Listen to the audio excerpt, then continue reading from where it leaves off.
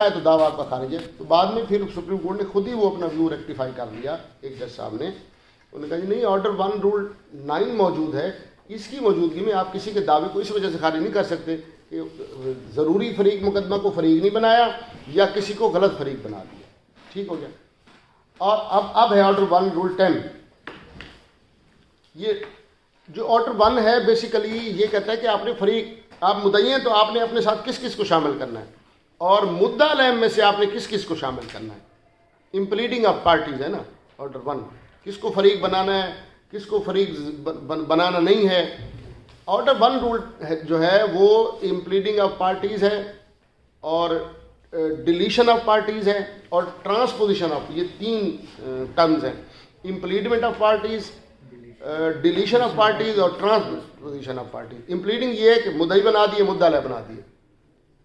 उसके बाद है डिलीशन, ये है कि आपने फर्ज करें आपने, हम ये करते हैं एक टैक्टिक, ये दावा तहसील चौबारे का है, हमने सूबा पंजाब को फरीक बनाया और दावा यहाँ रख लिया हेडक्वार्टर पे, तो अदालत कहती है इसमें तो सूबा पंजाब जरूरी फरीक ही नहीं, आपने हमें बनाया, इसको डिलीट करें। या किसी शख्स को मैंने फरीक बना दिया, किसी मरले पर पता चला यार ये तो ज़रूरी फरीक नहीं था, तो उसको हम डिलीट कर देते हैं। Addition of parties, deletion of parties और ट्रांसपोजिशन ऑफ पार्टीज ये है कि एक बंदे को मैंने मुद्दा अलग बना दिया, वो आके अदालत में कहते जनाब मैंने तो लेनी है ज़मीन, मैं तो इस तरफ से हूँ, मुझे गलत बनाया गया है। या मुद्दई होता है तो वो आके अदालत से कहते जनाब मुझे उधर रख दीजिए, मैं इनके साथ नहीं हूँ। ऐसा नॉर्मली होता है कि जैसे मैंने आपको इब्तिदा में बताया था कि 3 बहनें हैं, उनको विरासत से महरूम किया गया, तीनों ने आकर दावा दायर कर दिया।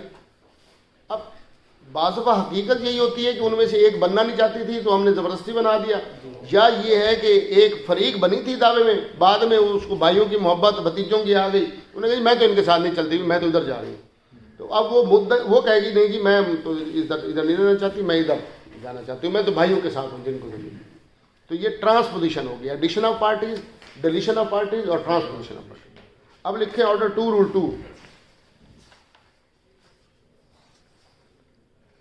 ऑर्डर 2 ये कहता है कि जब आप दावा दायर करें तो जितने भी आपको काज ऑफ एक्शन, जितने भी आपको रिलीफ्स मतलूब हैं या जो आपके पास हैं, उन सब के बारे में दावा दायर कर दे। मुख्तसर इतना कि आपने एक मकान का दावा दायर किया कि ये मेरी मलकियत है, ठीक हो गया।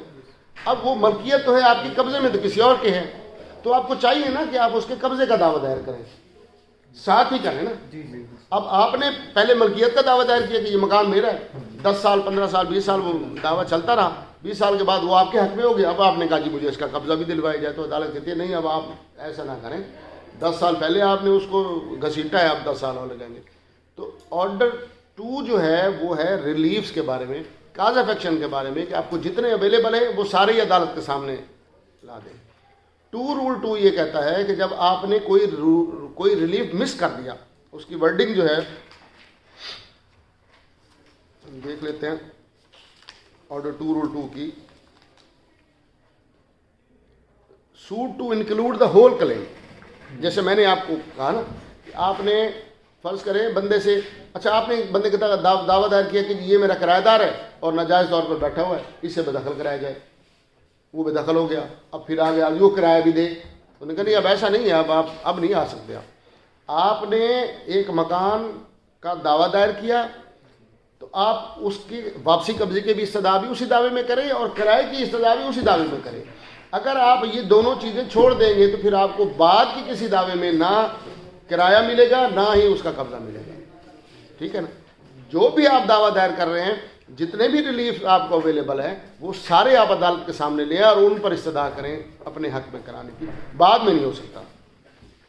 उसके बाद 3 ऑर्डर 3 सबसे आम है, ये जो वकालतनामा आता है इसी ऑर्डर 3 के तहत आता है। जो एजेंट्स होते हैं, मुख्तियारनामा पहले मुकदमा देते हैं, इसी ऑर्डर 3 के तहत, ठीक है सर। आओ खान सर, ये मुद्दई या मुद्दाले की तरफ से जो पावर ऑफ अटॉर्नी आते हैं या जो मुख्तियारनामा ख़ास आते हैं पहले मुकदमा के लिए, ख़ास तौर पे अदालत के लिए, वो इसी ऑर्डर 3 के तहत आते हैं। वकालतनामा भी इसी ऑर्डर 3 के तहत आता है। उसके बाद है 4 है इंस्टीट्यूशन ऑफ सूट्स, कि दावा दायर होगा तो उसके साथ एक प्लेंट होगा। 5 है तलबी,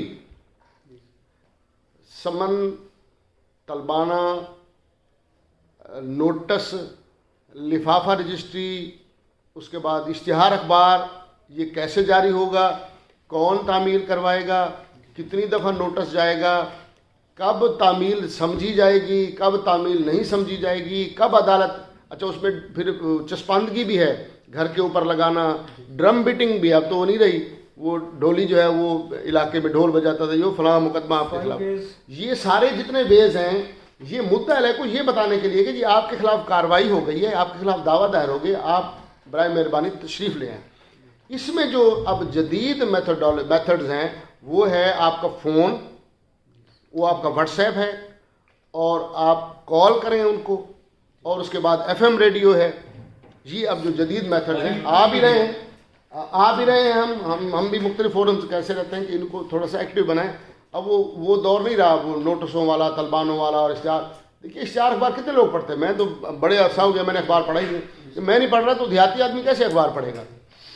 अब ये बेस्ट तरीका ये है कि अब हम मुद्दा लेके फ़ोन नंबर दे देते हैं, मुद्दई का भी, मुद्दा ले का फ़ोन नंबर भी दे देते हैं, तो उस पर मैसेज भी चला जाता है, SMS चला जाता है। अगर व्हाट्सएप नंबर है तो व्हाट्सएप चला जाता है।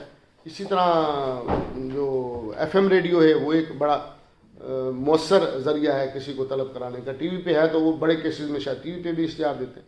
तो जो ऑर्डर 5 है वो सारा का सारा इसी तलबी के मुतालिक है कि मुद्दा दावा दायर हो गया, फिर मुद्दई को तलब, मुद्दा को तलब कैसे करवाना है, वो ऑर्डर 5 है।